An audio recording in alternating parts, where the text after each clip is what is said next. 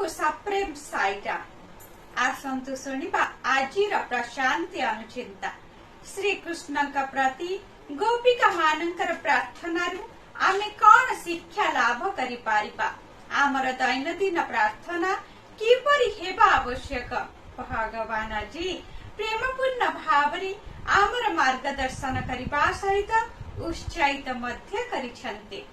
भक्त माने तीक्ष्ण दृष्टि संपन्न एकाग्रता विकसित करिबा आवश्यक सर्व विद्यमान भगवान का संधान रे केवड़े जीवा आवश्यकता नाही यदि भक्त माने प्रेमपूर्ण दृष्टि विकसित करन्ति ताहले से माने निज भितरे थिबा दिव्यत्व को देखिबारे सक्षम होई पारिबे वर्षा बिना जेपरि कोनसी मंजी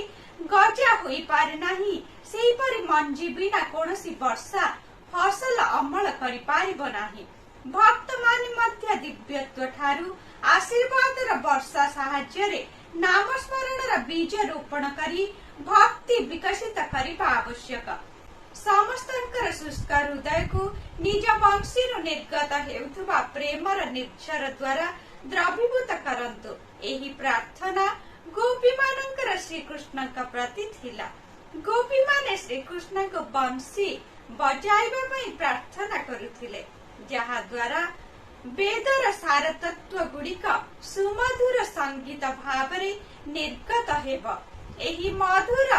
स्वर प्रभावित हेबा पई निज शरीर को एक वंशी रे परिणत करिबा आवश्यक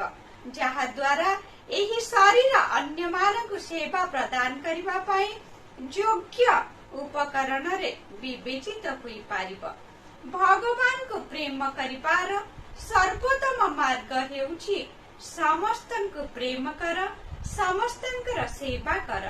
उक्त दिव्य संभाषणटी भगवान सेप्टेम्बर 23 तारिख 1997 मसीहारे समस्त को सूचाई देइथिले कहिबार तात्पर्य निष्काम शुद्ध निष्कलंक प्रेम मनुष्य को भगवान को पाख को नहीं जाए स्वार्थपर और संकुचित प्रेम जन को संसार प्रति बंधन सृष्टि करिथाय। जय साई राम।